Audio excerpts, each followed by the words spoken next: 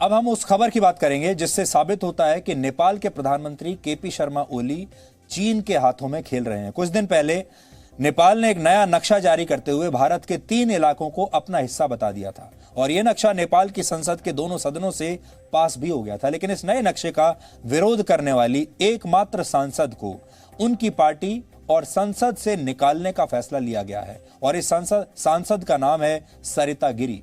सरिता गिरी नेपाल की समाजवादी पार्टी की सांसद हैं।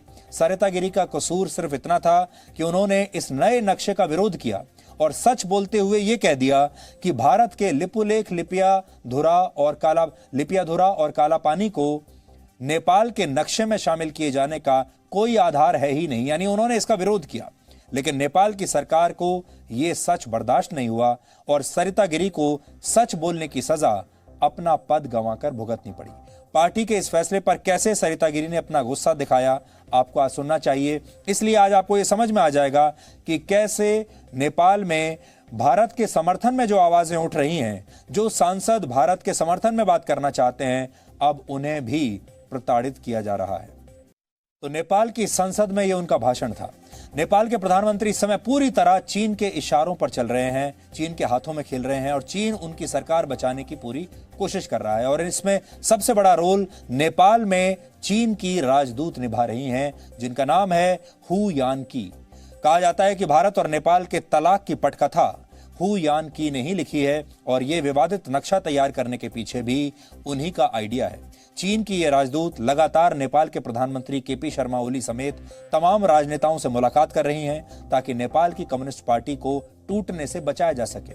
इस समय आपकी स्क्रीन पर नेपाल के कुछ प्रमुख अखबारों की हेडलाइंस हैं जो ये साबित करती हैं कि कैसे चीन की राजदूत नेपाल की राजनीति में खुलकर दखल अंदाजी कर रही हैं। वहां के अखबारों में भी ये सब छप रहा है।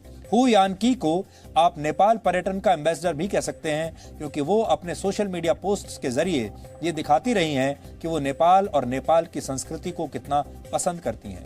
उन्हें नेपाल में सोशल मीडिया स्टार भी कहा जाता है और यहाँ तक कि नेपाल की मीडिया पर भी उनका खासा दबदबा है और वो लगातार नेपाल के प्रधानमंत्री और राष्ट्रपति के दफ्तरों का दौरा करती रहती हैं, उनके साथ दिखती हैं।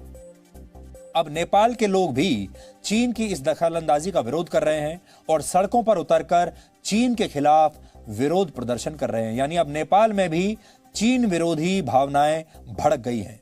कहते हैं किसी नेता की पहचान तभी होती है जब उसका देश संकट के दौर से गुजर रहा होता है और इस संकट के दौर में जो चीन के जो प्रधानमंत्री हैं वो बिल्कुल नाकामयाब रहे हैं और आप ये देख सकते हैं कि कैसे चीन में अब माफ कीजिएगा, नेपाल में चीन के खिलाफ विरोध प्रदर्शन चल रहा है।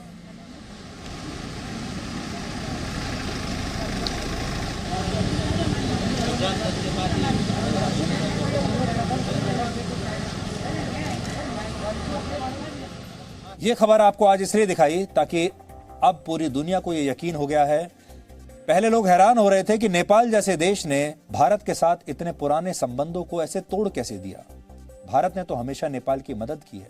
नेपाल के लोग भारत में रहते हैं, नेपाल के साथ हमारे इतने अच्छे संबंध रहे हैं। अब आपको ये समझ में आया होगा कि नेपाल को बहकाने वाला चीन है और ये चीन की रणनीति है कि एक तरफ चीन हमारी सीमा में घुसेगा, दूसरी तरफ वो नेपाल को हमारे खिलाफ भड़काएगा और नेपाल से कहेगा कि वो भी हमारी कुछ जमीन अपने नक्शे में डाल दे और तीसरी उसकी रणनीति ये थी कि वो पाकिस्तान के जरिए भी भारत के ऊपर दबाव डाले। यानी 3 तरफ से भारत को घेरने की तैयारी थी।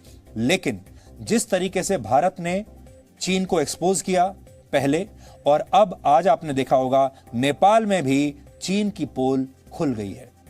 Presenting B News app available on Google Play and App Store. Download it now.